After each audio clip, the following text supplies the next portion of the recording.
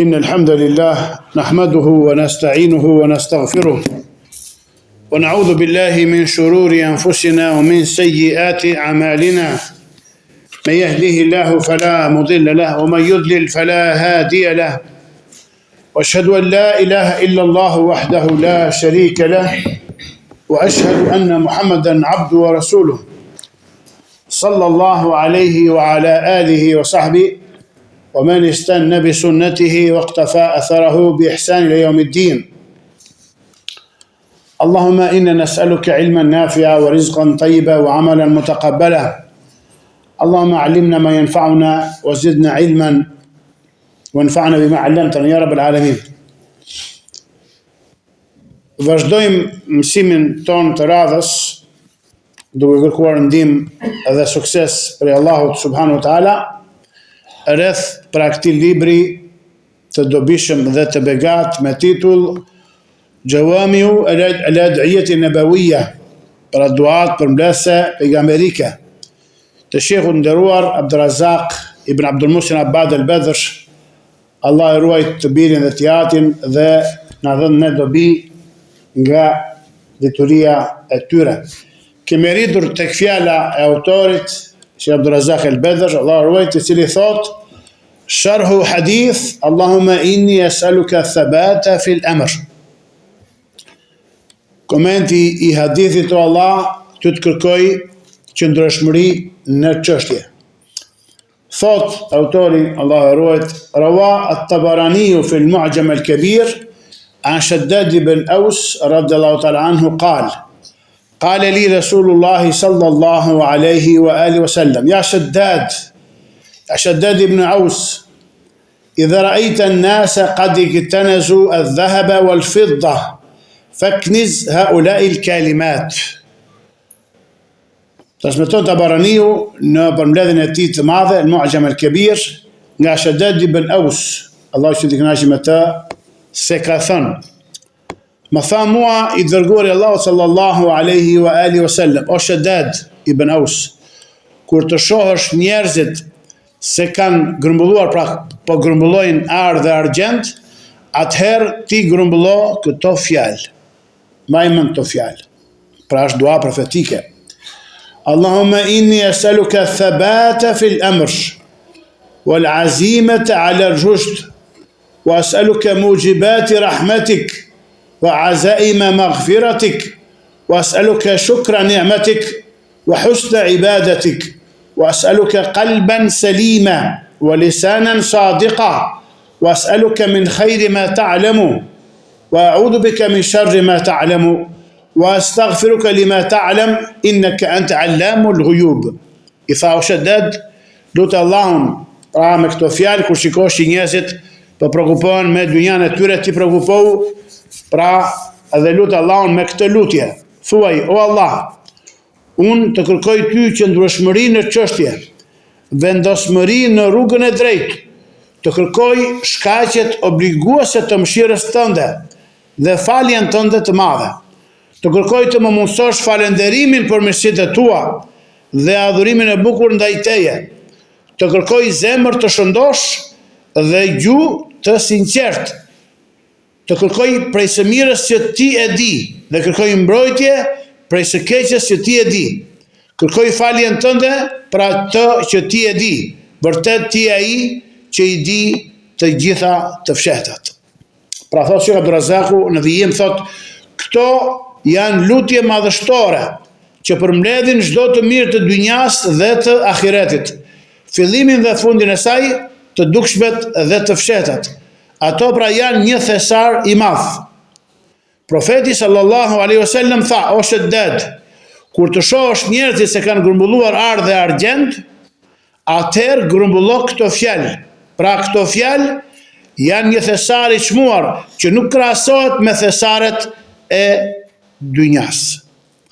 Thesaret më të çmuara të dynjas janë ari dhe argjendi, por këto lutje janë edhe më të vlefshme, më të dobishme e më madhështore, sepse ato janë shkak i madh për bereqet në jetën e kësaj bote dhe në botën tjetër.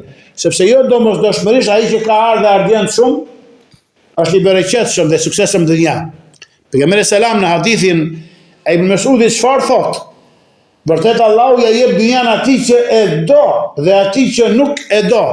Dhe nuk ja jep imanin, pra besimin në të, vetëm se atij që e do.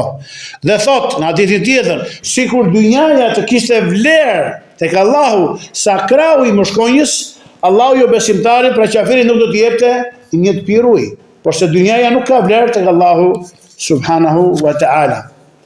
Dhe ka thonë, fala taghurrannakumul hayatud dunya, andaj mos t'ju mashtroj ju jeta e dynjas, pra ari dhe argjendi dhe ato shka i gjenden në të. Vazhdon shiko dhe thot, kjo është një porosi për të kujdesur dhe për t'i kushtuar rëndësi kësaj lutje gjithëpërfshirëse, duke medituar mbi kuptimet dhe domethënjet e saj. Pra ajo që themi gjithmonë, nuk është thjesht memorizimi i ajeteve apo i duave profetike, por se është fiqhu, kuptimi i saktë i tyre. Kuptimi i asaj çka dashur Allahu, thot në këtë ajet apo pejgamberi selam në këtë hadith, pra apo në lutjet e tija. Pra për t'i kushtuar rëndësi kësaj lutje gjithëpërfshirëse, duke medituar mbi kuptimet dhe domethënien e saj për realizimin e synimeve dhe qëllimeve të saj. Imam Shaukeni, Allah mëshiroft, ka thënë, profeti Allahu sallallahu alaihi wasallam i kërkoi Zotit të tij qëndrueshmërinë në çështje. Kjo është një shprehje e përgjithshme që përfshin çdo çështje, dhe kur njeriu t'i jepet qëndrueshmëri në të gjitha çështjet e tij, Allahu udhëzon atë drejt drejtësisë dhe së vërtetës. Kështu që ai nuk friksohet nga përfundimi i tyre dhe ato nuk i sjellin atij dëm. Sepse Allahu ashtu çfarë thot? Walillahi aqibatul umur. Përfundimi i çështjes është tek Allahu subhanahu wa taala. Kur ti adorzon atij dhe i kërkon qëndrueshmërinë në çështje, çfarë ai pra të jep sukses. I bën ato të mira nga fillimi dhe përfundimin e tij e bën çfarë të mirë. Allah na bëj prej tyre. Ai sallallahu alaihi wasallam kërkoi gjithashtu vendosmërinë për udhëzim, që do të thotë seriozitet dhe këmbgulje në çështje, në mënyrë që të realizojë çdo gjë që është udhëzim dhe mirësi në punët e tij. Vazhdon Shaukeni dhe thotë ar-rushd, pra gërma ra është me dhamme dhe shini me sukun, do të thotë drejtësi, sukses dhe saktësi. Pra i ka kërkuar me një fjalë al-thabata fi al-amr wal-azimatu fi ar-rushd. Domethënë vendosmërinë në drejtësi, sukses dhe saktësi. Pastaj kërkoi falënderimin për mirësitë e Allahut dhe adhurimin e bukur ndaj tij, sepse falënderimi për mirësinë sjell shtimin dhe vazhdimsinë e saj për robin. Thot i lartësuari, wa idh ta'adhana rabbukum la in shakartum la azidannakum wa la in kafartum in adhabi lashadid. Ka urdhëruar dhe ligjëruar Zoti juaj duke thënë, nëse ju më falenderoni, vërtet unë do të vazhdoj mirësitë, e nëse më mohoni, dijeni se ndëshkimi im është i ashpër. Dhe ka thënë, fadhkuruni adhkurkum washkuruni wala takfurun. Më përmendni mua që unë t'ju përmend ju, më falenderoni dhe mos më mohoni. Pra, falenderimi për mirësinë sjell shtimin dhe vazhdimsinë e saj për robin, që të mos i hiqet, ndërsa adhurimi mirë bëhet shkak përfitimin e lumturisë së dynjas dhe të ahiretit. Ai sallallahu alaihi wasallam kërkoi edhe gjuhë të sinqertë, pra të ciltër, të vërtet, sepse sinqeriteti është baza e çdo të mire. Gjithashtu kërkoi zemër të pastër. Pse? Sepse kush është i tillë shpëton nga urrëtia e ndaluar, se ka urrëtie të ndaluar dhe urrëtie të lejuar. Smira, mashtrimi, tradhtia dhe vese dhe sëmundjet e ngjashme me to.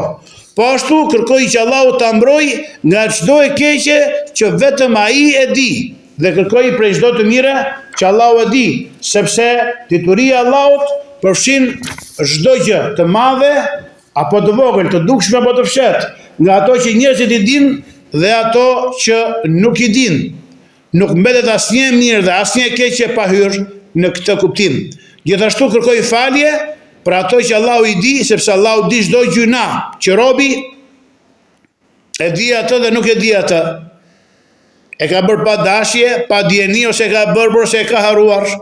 Pa i kërkon falje Allahu për gjitha këto. Sa e bukur thot është përmbyllja e kësaj lutje me këtë fjali që vjen si përforcim për atë që u përmend më parë. Pra tha, innaka anta allamul ghuyub. Vërtet je i dishmi të gjitha sekreteve dhe të fshehtave. Fjala e tij, o Allah, unë të kërkoj qëndrueshmërinë në çështje, pra athabata fil amr. Allahumma inni as'aluka athabata fil amr. O Allah, unë të kërkoj qëndrueshmërinë në çështje. Do të thotë më forco në fen tënde, më bëj të qëndrueshëm në bindje ndaj teje dhe mos më lër të devijoj nga rruga jote e drejtë, as djathtas e as majtas. Wa anna hadha sirati mustaqiman fattabi'uhu wa la tattabi'u subula. Vërtet kjo rruga ime është e drejtë, ndaj pasojeni atë. Pra po i kërkon Allahut që të lejë kjo rruga e drejtë dhe të japi vendosmëri deri në vdekje. Pasoni atë dhe mos pasoni rrugicat, që janë djathtas dhe majtas, sepse do të përçajnë nga rruga ime, thot në ajetin kuranor. E ngjashme me këtë është dhe lutja e profetit sallallahu alaihi wasallam, kur thoshte dhe lutej, ja muqallib al-qulub thabbit qalbi ala dinik.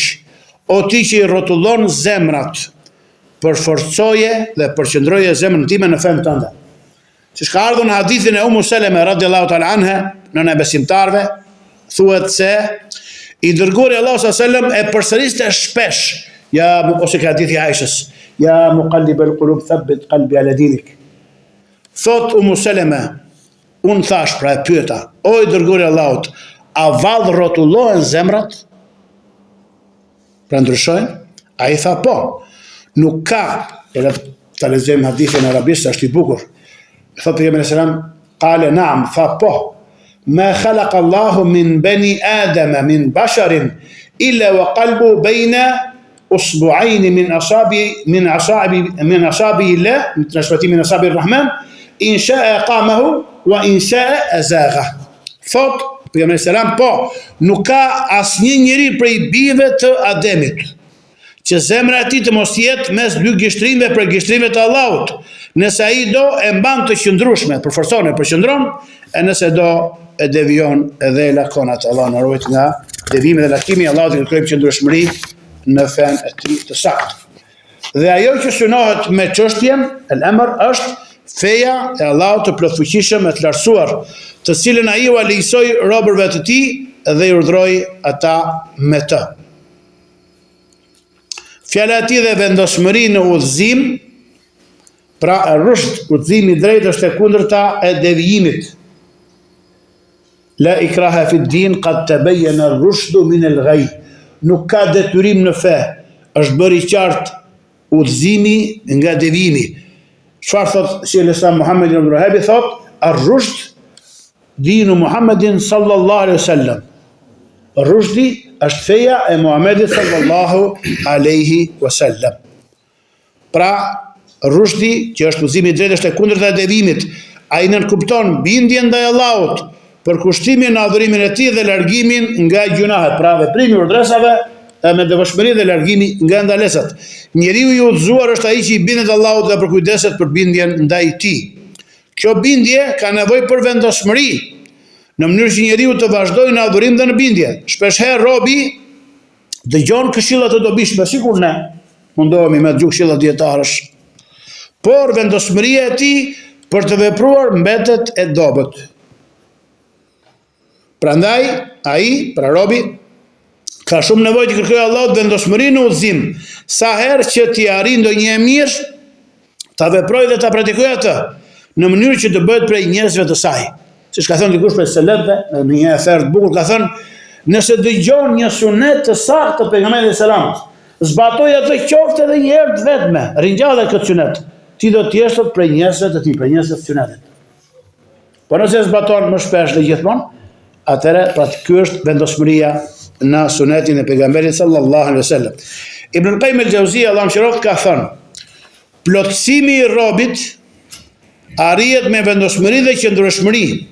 Ai që nuk ka vendosmëri është i mangët, dhe ai që ka vendosmëri, por nuk ka qëndrueshmëri në të, është po ashtu i mangët. Kur qëndrueshmëria bashkohet me vendosmërinë, atëherë japin fryt çdo pozitë të lartë dhe çdo gjendje të plotë.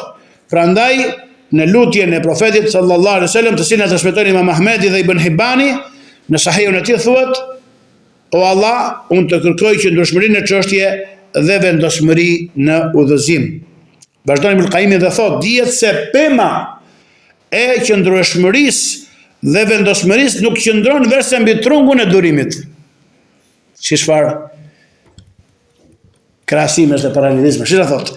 Dihet se pema e qëndrueshmërisë dhe vendosmërisë nuk qëndron vetëm mbi trungun e durimit.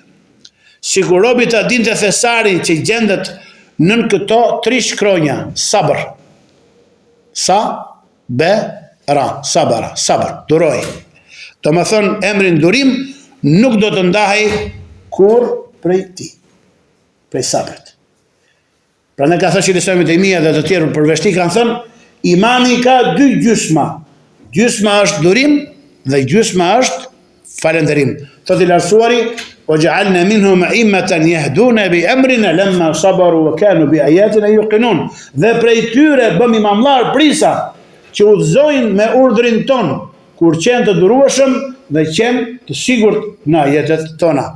Prandaj ka thënë Imam Ahmed ibn Hanbal në komentin e këtij ajeti ka thënë: bis-sabri wal yaqin tunalu al-imamatu fi d-din.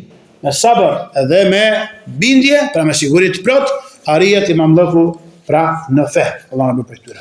Gjithashtu ai rahimahullah pra Ibn Qayyim tha: feja sillet rreth 2 bazave, vendosmërisë dhe qëndrueshmërisë.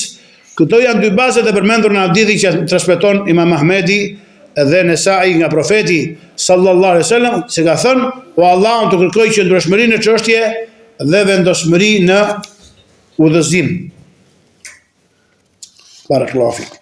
Dhe baza e falënderimit, vazhdon Ibn Qayyim dhe thot, është shëndeti i vendosmërisë, ndërsa baza e durimit është forca e qëndrueshmërisë. Edhe një herë. Baza, themeli i falënderimit është shëndeti ose saktësia e vendosmërisë, ndërsa baza e durimit është forca e qëndrueshmërisë. Prandaj kur robi mbështetet me vendosmëri dhe qëndrueshmëri, atëherë ai është mbështetur me ndihmë dhe sukses nga Allahu subhanahu wa taala. Po ashtu ai, Allah më shëroft, një fragment tjetër ka thënë: këto 2 fjalë janë përmbledhja e gjithë suksesit, pra vendosmëria dhe qëndrueshmëria. Robi nuk është privuar vetëm për shkak të humbjes së tyre ose të njërës prej tyre. Kur të realizohet së pari qëndrueshmëria dhe së dyti vendosmëria, atëherë arrihet suksesi plot. Wallahu waliu tawfiq. Allahu është dhuruesi i suksesit dhe atij kërkojmë sukses subhanahu wa taala. Siç u lut një nga pejgamberët, tha: "Uma tawfiq illa billah." Shuaib alayhis salam. Suksesi im nuk vjen vetëm prej Allahut. Pra i kërkoj Allahu sukses në davetin e tij drejtuar popullit të tij. Fjala e tij dhe të kërkoj falënderimin e mirësisë tënde, shukra ni'matik wa as'aluka shukra ni'matik. Kërkoj falënderimin e mirësisë tënde. Do të thënë, falënderimi i mirësive është prej dhuntive më të mëdha dhe begative më madhështore, që Allahu ta frymëzoi robën e tij për ta falënderuar atë për mirësitë. Falënderimi i tyre ngrihet mbi disa shtylla. Këto duhet mbajtur shënim ose t'i kthehemi audios në banesat tona inshallah taala. Falënderimi i tyre prej mirësive, thotë Ibn Qayyim, ngrihet mbi disa shtylla. Zemra e falënderon Allahun duke i pranuar mirësitë. Pra falënderimi e zemrës duke i pranuar mirësitë. Gjua duke folur për to. Wa amma bi ni'mati rabbika fahaddith. Se i përket mirësive të Zotit tënd, folu njerëzve. Pra thuaj që këto mirësi kanë prej Allahut. Duke lavdëruar Allahun dhe duke falënderuar atë me ato që ai është pra i meritueshëm. Dhe gjymtyrët duke i përdorur mirësitë në bindje ndaj Allahut të lartësuar dhe të madhëruar. Pra i përmend Sheikhul Fauzani që çfarë shtyllat e falënderimit janë 3. Al-i'tirafu bin ni'ma, pra ta pranosh në zemrën tënde mirësinë. Tjetra, të flasësh njerëzve për të mirësitë dhe t'ia drejtosh atë Allahut, dhe me gjymtyrët e tua çfarë?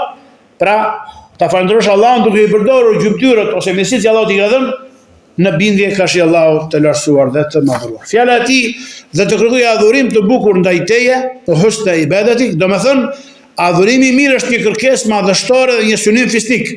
Madje Allahu i plotfuqishëm dhe i lartësuar nuk e pranon adhurimin përveç se kur ai është i cilësuar me këtë bukuri. Prandaj Allahu i lartësuar ka thënë liyabluwakum ayyukum ahsanu amala. Ka ardhur në dy ajete kuranore ndryshme, ka ardhur në surën Al-Mulk dhe në surën tjetër, pra ai i cili alladhi khalaqa al-mauta wal-hayata liyabluwakum ayyukum ahsanu amala wa lam yaqul ayyukum aktharu amala. Ai i cili krijoi çfarë? Vdekjen dhe jetën në mënyrë që t'ju sprovoj ju se kush çfarë i ka veprat më të mira, kush do të veproj më mirë. Dhe vepra nuk është e mirë veçse me dy gjëra, me dy kushte. Sinqeriteti për Allahun dhe pasimin e të dërguarit Allahu sallallahu alaihi wasallam. Prandaj fjala adhurim të bukur ndaj teje përfshin ikhlasin, sinqeritetin ndaj të adhuruarit dhe pasimin e saktë të sunetit të dërguarit Allahu sallallahu alaihi wasallam. Për këtë arsye Fudail ibn Iyad, pas nofkën e Abu Ali radhiyallahu ta'ala anhu, prej tabiinëve, Allahu mëshiroft duke komentuar kuptimin e fjalës më i miri në vepër, tha më të sinqerta dhe më të sakta. Sepse nëse vepra është e sinqert por jo e saktë, atëherë ajo nuk pranohet. Dhe nëse është e saktë por jo e sinqert, gjithashtu nuk pranohet. Derisa të jetë e sinqert për Allahun dhe e saktë sipas sunetit të profetit sallallahu alaihi wasallam. Fjala e tij dhe të kërkoj zemër të shëndosh. Qalban saliman. Do me thënë, një zemër të pastër, të dlirë dhe të pastruar. Nga se? Bravo. Nga shirku, hipokrizia, urrejtja, sigurisht urrejtja ndaluar, smira dhe ka të gjitha sëmundjet dhe plagët e zemrës. Dhe kur zemra pastrohet e bëhet e mirë, edhe gjymtyrët përmirësohen dhe zbukurohen. Në duan e Ibrahimit alayhis salam, pra i gjejmë në Kur'anin fisnik, ka ardhur se ka thënë çfarë? Wala tukhzini yawma yub'athun, yawma la yanfa'u malun wala banun illa man ata Allah biqalbin salim.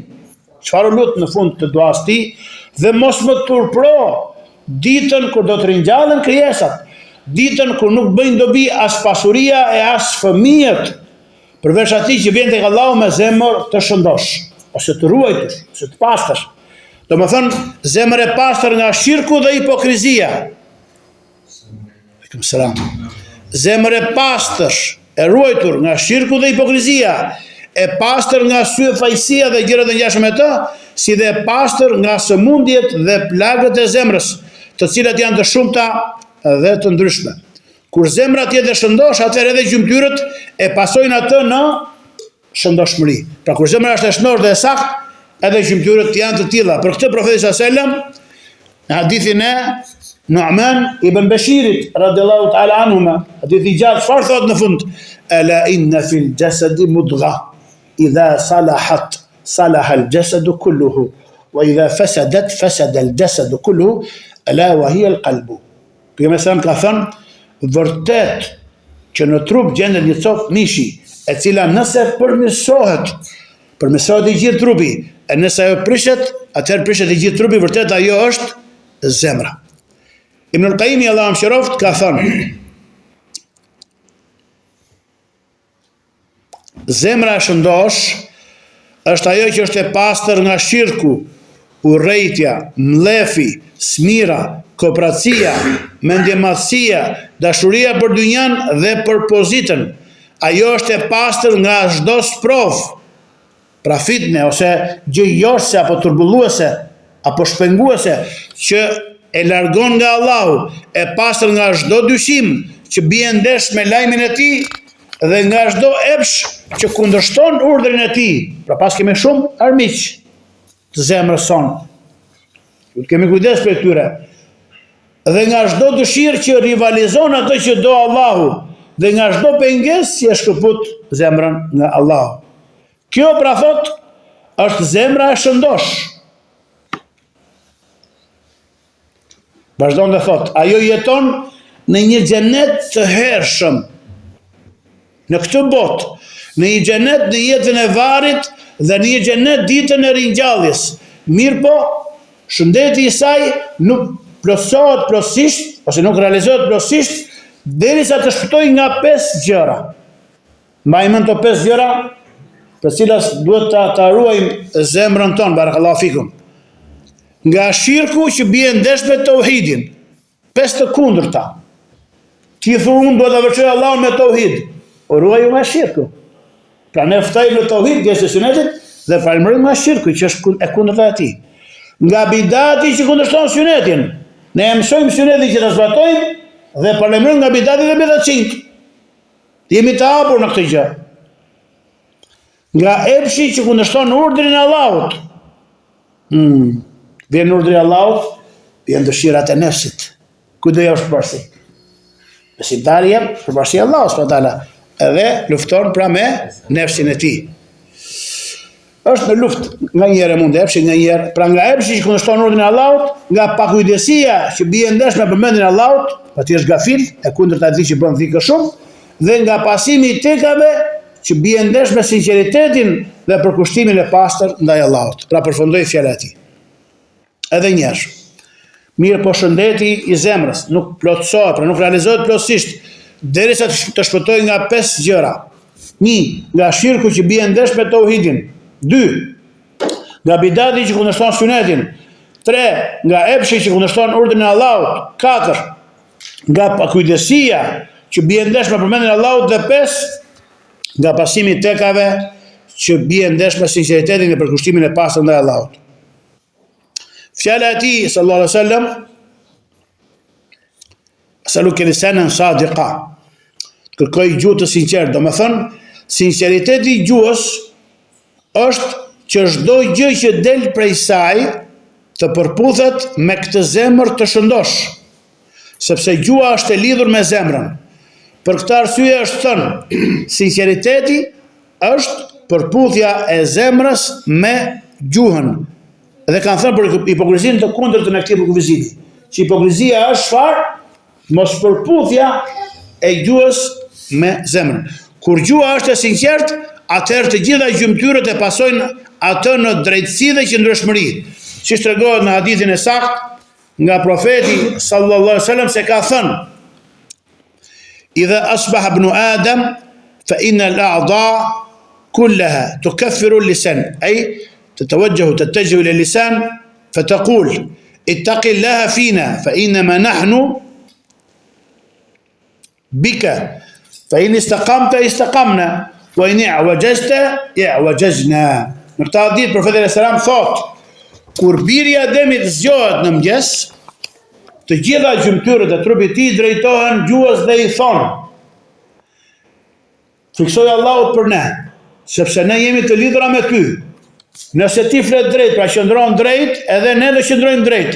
E nëse ti devijon, edhe ne do të devijojmë." Pra shive, ky gjymtyr kaq i vogël, gjuha, si çfarë peshë ka, si çfarë rëndësi e ka për njeriu. Pejgamberi selam kur u pyet se cilat janë gjërat që më së shumti e fush njeriu në zjarr, tha: "El-famu wal-farj", tha gjuha dhe organi intim. Dhe tha, kush më garanton ato që gjenden me 2 mjekrave dhe me 2 kofshë e garanton xhenetin. Pra, kush më garanton gjuhën edhe nderin e tij. Pra profeti sallallahu alaihi wasallam i bashkoi në këtë lutje këto 2 gjymtyrë, madhështore dhe shumë të rrezikshme njëherëzi. Zemrën dhe gjuhën. Është thënë, njeriu vlerësohet nga 2 gjërat e tij më të vogla. Domethënë nga zemra dhe gjuha, sepse ato janë gjymtyrët më të dobishme kur ato janë të mira dhe gjymtyrët më të dëmshme kur ato prishen dhe shturen. Njeriu nuk vlerësohet nga fytyra, këmba, dora apo gjymtyrët e tjera të tij, por vlera dhe pozita e tij shfaqen përmes këtyre 2 gjymtyrëve të rrezikshme, tha. Gjuha ndikon jashtëzakonisht shumë mbi gjymtyrët dhe ajo është pasuese e zemrës.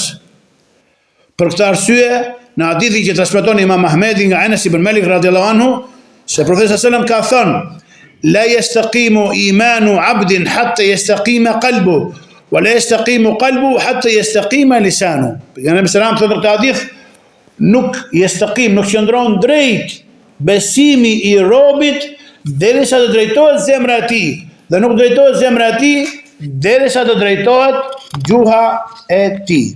Prandaj njeriu këshillues, që është këshillues e sinqert, edhe i drejt në veten e tij, që ja dëshiron të mirën vetes së tij, duhet të kushtoj këtyre dy gjymtyrve kujdesin më të madh dhe vëmendjen më të plot, sepse nëse ato përmirësohen, përmirësohet i gjithë trupi, e nëse ato prishen, prishet i gjithë trupi. Shumë njerëz të shiku kujdesen për pamjen e jashtme dhe paraqitjen që shihet, që duket, por nuk kujdesen për brendësinë e tyre. Për këtë arsye prej tyre ndodhin lloje të ndryshme gabimesh dhe devimesh, pa u shqetësuar as pak ata për to.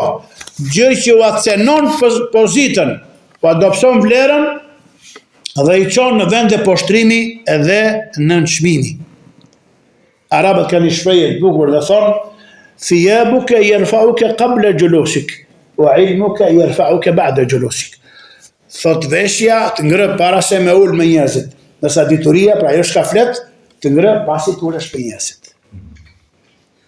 Pra të ka ngritur pozitë veshja, paraqitja, ama o të turburoj gjua kur ulesh dhe flet në ta, ose pra erimer atë vend në pozitë që të ka dhe njerëzit. Ndërsa, kur njeriu kujdeset plotësisht për to dy gjymtyr, i ruan ato dhe përpiqet i përmirësojë, i drejtojë sipas udhëzimit dhe edukatës së drejtë të shariatit, atëherë e gjithë gjendja e tij përmirësohet.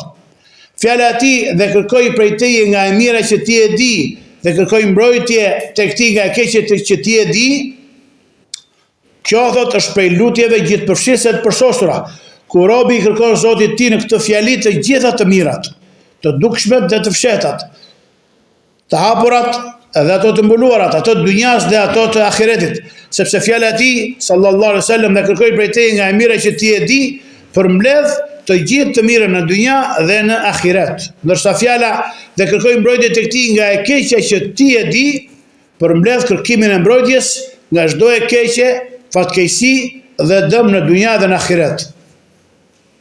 Dhe fjala e tij dhe kërkoj falje prej teje për atë që ti e di, përmban pranimin e robit për gjunaat dhe gabimet e tij, për shumësinë dhe llojshmërinë e tyre, dhe se prej tyre ka gjunaat të shumta që robi mund t'i ketë haruar, por Allahu i ka regjistruar ato, siç ka thënë i lartësuari në Kur'anin Fisnik, ahsahu Allahu wa nasuhu. Allahu i ka numëruar ato, pra i ka regjistruar, ndërsa ata i kanë haruar. E sa gjuna e haron robi. Ama Allahu çfarë? Ma yalfidhu min qawlin illa ladayhi raqibun atid. Nuk e shqipton thot një fjalë ai thot, përse tek ai janë dy melekët që e kapin fjalën dhe regjistrojnë. La ilaha illallah. Prandaj është shumë e bukur që kërkuesi i faljes të thotë në istighfarin e tij dhe kërkoj falje prej teje për atë që ti e di, sepse dituria e Allahut të lartësuar e të madhruar përfshin të fshetat dhe të hapurat, të dukshme dhe të padukshmet, mëkatet të mpashme dhe ato të mëvonshmet. Ai është i gjithdijshmi të fshetave, të cilit nuk i fshihet asgjë në tokë as në qiell. Prandaj profeti sallallahu alaihi wa sallam e përmbylli këtë lutje duke ju drejtuar Allahut me fjalët: innaka anta allamul ghuyub. Vërtet ti je i gjithdijshmi të fshetave. Domethënë, o ti që, në fjalë tjera, çfarë do të thotë kjo? O ti që dituria jote ka përfshirë çdo të fshet dhe nuk të fshihet asgjë. Pra i lutesh Allahut dhe kërkon falje. Përfundimi, vërtet kjo lutje është një thesar i jashtëzakonisht i shmuar. Kur i sheh njerëzit, robi Allahut, që e grumbullojnë arin dhe argjendin, atëherë ti grumbullo këtë lutje, pra shtoje. Ata shtojnë arin dhe argjendin, shtojnë eurot dhe dollarat në llogaritë e tyre, ti shto këtë lutje të duat përsosur, sepse në të ka mirësi për ty, begati mbi ty dhe përmirësim të gjendjes tënde në dunja dhe në ahiret. Prandaj ruaj atë me kujdes të madh. Për kujdesu për fjalët e saj, e kemi thënë ashtu siç ka ardhur nga profeti ynë sallallahu alaihi wasallam, kuptoi kuptimet dhe udhëzimet e saj dhe realizoi synimet dhe qëllimet e saj, në mënyrë që të fitosh me fitore të bujshme. Allah na bëf prej fitimtarëve dhe për atyre që dëgjojnë fjalët dhe i pasojnë ata me përmbajtësi. Subhanak Allahumma bihamdik, ashhadu an la ilaha illa anta astaghfiruka wa atubu ilaik. Wallahu a'lam wa sallallahu sallam wa baraka nabiyina Muhammad wa alihi wa sahbihi ajma'in. Walhamdulillahi rabbil alamin.